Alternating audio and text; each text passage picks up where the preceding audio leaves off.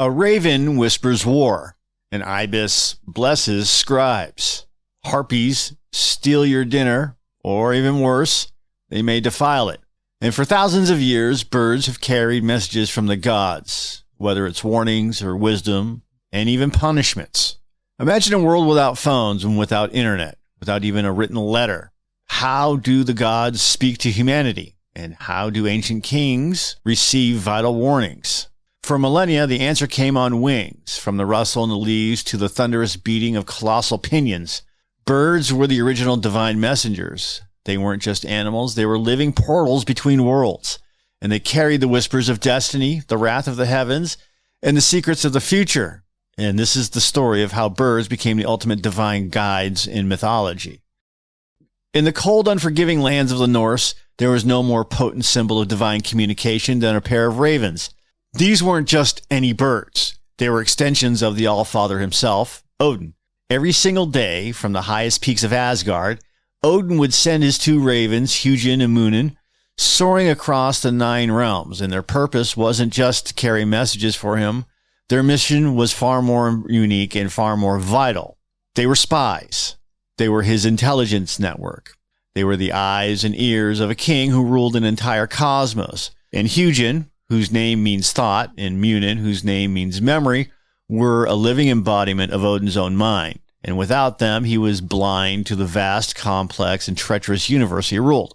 Their daily ritual was a relentless one. At dawn, with a beat of powerful ancient wings, they would fly out in opposite directions, covering every inch of the known world. They soared over the icy fields of Jotunheim, the fiery pits of Muspelheim, and the bustling halls of Midgard. They listened to the whispers of men, the secrets of dwarves, and the plotting of giants. They witnessed every battle, every love affair, every act of betrayal. All day long they flew, gathering intelligence, not just on a grand scale of kingdoms, but on the granular level of individual lives. And as dusk fell, they would return to Odin's shoulders, perching there and whispering all they had seen and heard directly into his ears. These whispers weren't just gossip, they were the intelligence that allowed Odin to govern, to strategize, and to prepare for the inevitable cataclysmic end of days, or better known as Ragnarok. The choice of the raven for this role wasn't any accident. In Norse culture, the raven was not just a common bird, it was a potent symbol of battle and prophecy. They were often seen feasting on the corpses of the fallen, a constant presence on the battlefield, and became inextricably linked to death and destiny. By taking these birds as his messengers, Odin elevated them from scavengers to sacred envoys. Their connection to the Allfather made them a vital part of his power, proving that even a god's might could be found in the smallest, most overlooked creatures. They represented the mind's ability to see and remember everything, a constant reminder that for Odin, no secret could stay buried forever. Thousands of miles from the icy Norse lands, in the searing sands of ancient Egypt, another bird carried immense divine power. The ancient Egypts didn't fear their gods. They saw them as creators and caretakers, and in this warm intellectual realm, the divine messenger was not a spy, it was a scribe. This bird belonged to Thoth, the god of wisdom, writing magic, and the moon. Thoth was the scribe of the gods, the record-keeper of the universe, and the patron of all knowledge, and his messenger, his earthly avatar, was the elegant Ibis. The ibis, with its long, curving beak, was a revered creature. Its form was believed to be a reflection of Thoth himself. To the Egyptians, its graceful beak was not just for foraging, it perfectly resembled a scribe's writing tool. This made it a powerful symbol, a living link between the mundane act of writing and the divine act of creation.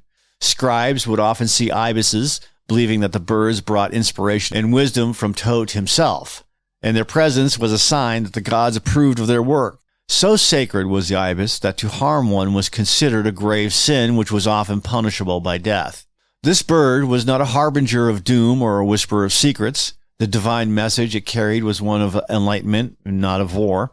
The ibis was seen as a source of divine knowledge, its appearance an omen of intellectual insight and good fortune. Unlike Odin's ravens, which dealt in the grim realities of battle and deceit, Thoth's ibis was a beacon of order and harmony.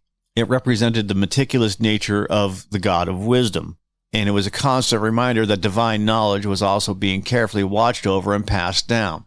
The divine messages weren't always tied to a single sacred bird. In fact, Many ancient cultures believed that the gods spoke through behavior of all birds.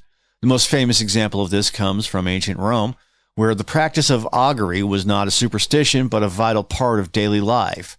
The Romans, who learned the practice from the Etruscans, believed that the gods communicated their will through signs found in the natural world. Birds were considered the primary and most important messages. Skilled religious officials called augurs were tasked with interpreting these signs. Their power was immense. They were the direct interpreters of divine will, which is a role that gave them more authority than any general or senator. And their job was complex and precise. They would observe a designated area of the sky, called a templum. From here, they would interpret every movement within it. The rules of interpretation were specific and highly codified. A bird flying from the right was considered a favorable omen, a sign that the gods approved of the proposed action. A bird that was flying from the left was an unfavorable omen. It was a dire warning to stop. But it wasn't just about direction. The type of bird mattered. The flight of a majestic eagle was a far more powerful sign than a common sparrow. The way it flew, the calls it made, and how it ate its food were all part of a complex system of decoding the divine will. The stakes for this practice were incredibly high. No major political decision, no election, no new law, no vote for war could proceed without the approval of the augurs. Generals on the battlefield would consult the birds before making a move, and if the omens were bad, an entire military campaign could be proposed or even canceled, regardless of the tactical advantage. The fate of the entire Roman Republic often rested on the flight of a bird. It was a world where every rustle in the leaves, every cry from the sky, held a secret message that could either elevate an emperor or bring an army to ruin. So we've talked about birds of wisdom and birds of war or guidance and prophecy. But what if a divine bird's message wasn't a warning, but the punishment itself? And this is the dark side of divine communication. It's a terrifying and visceral concept in Greek mythology. And this is where the Harpies come in. Harpies, or a name that meant snatchers or swift robbers, were unlike noble ravens or the Ibis. The Harpies were terrifying creatures. They were part monster and part winged woman with the bodies of birds of prey. They had sharp talons and their faces contorted with hunger and malice. They were not messengers. They were the message. They were the direct instruments of divine wrath. One of the more famous stories of their torment involves the blind Phineas. Phineas was a king with the gift of prophecy, and he had angered the gods with his prophecies, revealing too much of their will to humanity. To punish him, Zeus sent the Harpies to torment him. Phineas was condemned to live a life of eternal agonizing hunger. And every single time he tried to eat, the Harpies would descend from the sky, a terrifying screeching whirlwind, and they would swoop down, snatch his food away, or befoul it so terribly that it became inedible. The creatures made his life a constant screaming torment, a relentless act of torture that left him starving and in despair. So the Harpies, they represent the ultimate message of divine retribution. Their role was not to deliver a gentle warning or a cryptic omen. They were a living, screaming famine sent to inflict a perpetual physical torment on those who had committed an unforgivable sin against the gods. They were a chilling reminder that the gods' will could be absolute and terrifying, delivered not in a whisper, but in a living, physical act of punishment. They show us that birds, as divine messengers, could embody not just wisdom or a guiding hand, but also the most visceral and agonizing forms of divine retribution. The most profound role a bird could play was not as a spy or as a scribe, but as a guide for the final journey. And in countless mythologies, birds served as psychopomps. It means guide of soul. They were the trusted companions who would lead the deceased from the mortal realm to the spiritual world, and this role added a spiritual and emotional dimension to their status as divine messengers. Birds were seen as compassionate envoys, messengers not just of a god's will, but of a soul's peaceful passage. And this belief was common across a wide range of cultures, and in some Native American traditions, the spirit of a bird would descend at the moment of death to take the soul of the deceased to the next world.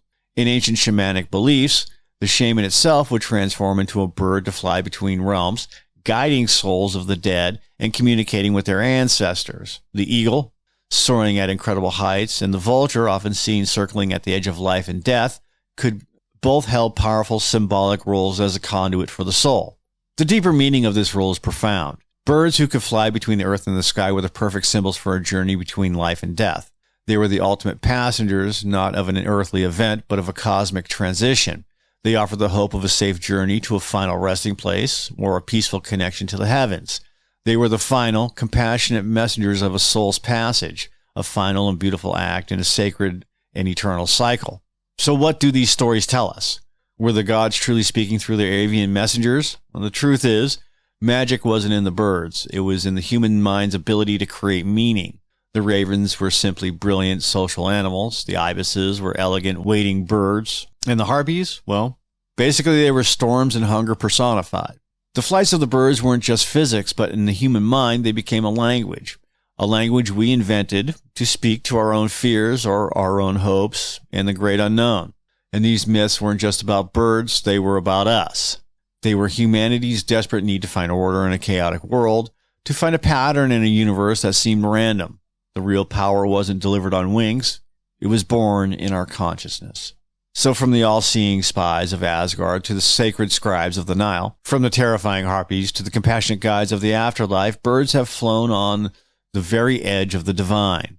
They were the original interpreters of fate, the final and most faithful messengers, and they showed us that the sky was not just an empty space, but a canvas for our deepest beliefs. Like if you like, comment, and subscribe to the channel, and I'll see you later.